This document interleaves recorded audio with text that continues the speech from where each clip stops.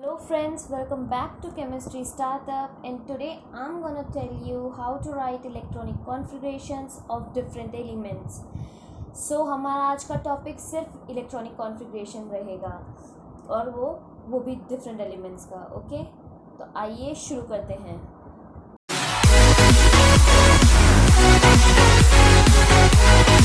तो friends, electronic configuration शुरू करते हैं। तो हमने 11th क्लास में 3 रूल पढ़े थे। वो प्रिंसिपल पढ़ा था हमने, दूसरा n+l रूल पढ़ा था और हुंस रूल पढ़ा था हमने। तो ऑबर रूल के हिसाब से, उसके डायग्राम के हिसाब से फिलिंग कैसे होती है कि पहले इलेक्ट्रॉन लोएस्ट शेल में फिल होगा, देन वो हाईएस्ट में जाएगा। तो ऑबर का डायग्राम कुछ इस तरीके से था: 1s 2s 2p 3s 3p 3d 4s 4p 4d 4f।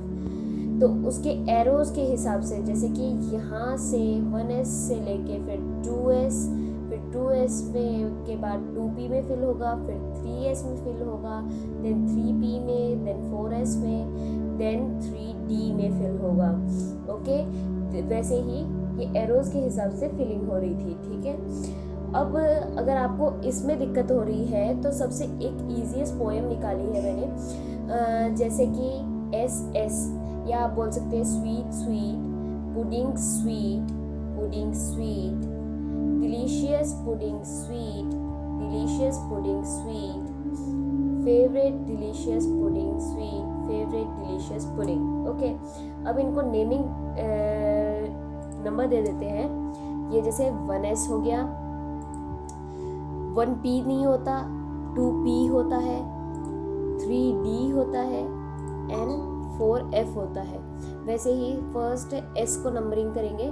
1s हो गया तो यहाँ क्या आ जाएगा, यहाँ आ जाएगा 2s, ये हो जाएगा 3s, ये हो जाएगा 4s, ये हो जाएगा 5s, ये हो जाएगा 6s, ये हो जाएगा 7s, ये हो जाएगा ओके, ये हो गए हमारे s को नंबरिंग कर दिया हमने। अब हम नंबरिंग करेंगे p को। ओके, एक मिनट, अब हम नंबरिंग करेंगे p को। 2p हो गया तो यहाँ क्या आएगा, 3p, ये हो जाएगा 4p, ये हो जाएगा 5p, ये हो गया 6p, ये हो गया 6p, ये हो गया 7p। ओके, अब हम d को नंबरिंग करेंगे। 3d हो गया तो ये हो जाएगा 4d, ये हो जाएगा 5d और ये हो जाएगा 6d। ओके, अब हम नंबरिंग करेंगे और f है तो उसके बाद क्या आएगा, 5f। ओके, तो ये पोएम आप देख सकते हैं सेम वर्क की तरह है, पर लेकिन सिंपल वे में लिखी है।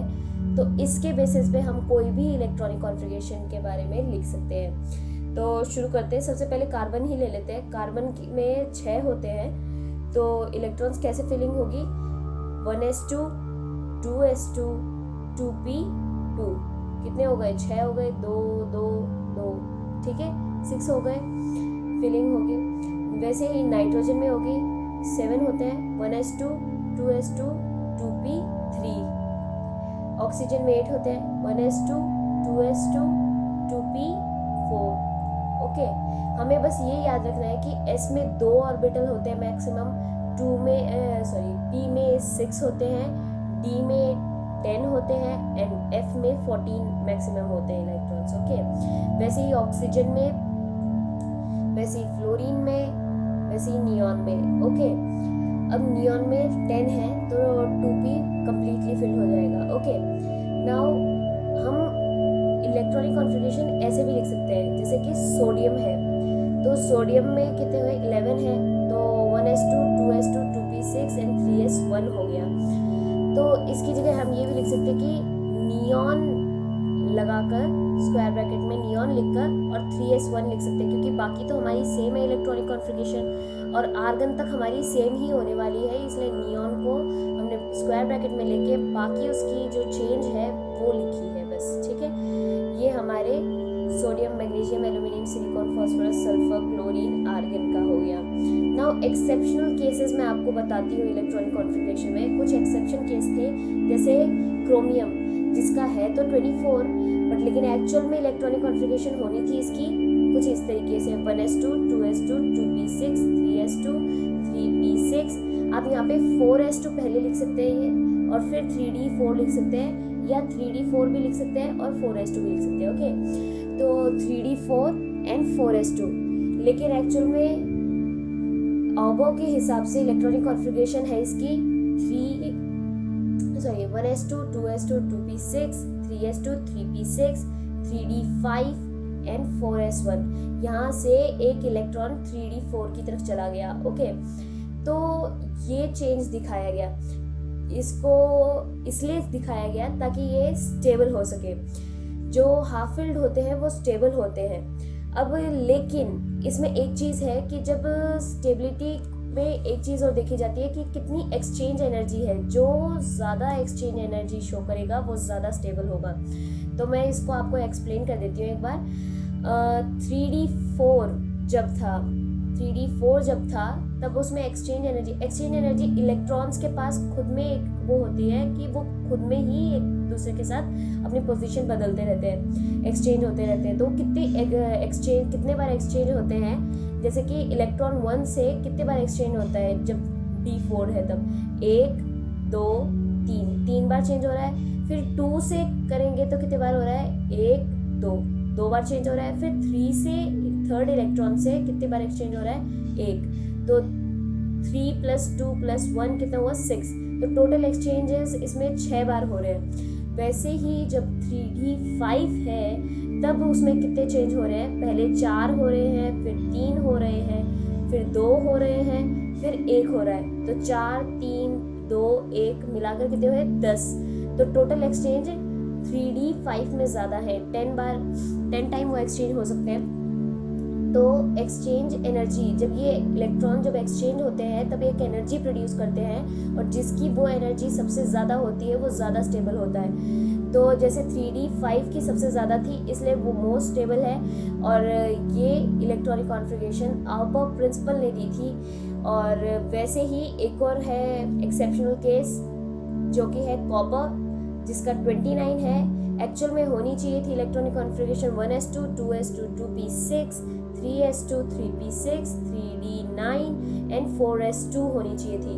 लेकिन एक्चुअल में शो क्या करता है copper 1s2, 2s2, 2p6, 3s2, 3p6, 3d10 and 4s कर देता है। यहाँ से एक इलेक्ट्रॉन जाके इसको कम्प्लीटली फिल्ड बना देता है। ये इलेक्ट्रॉनिक कॉन्फ़िगरेशन थी। ओके, ये एक्सेप्शन केस है दो।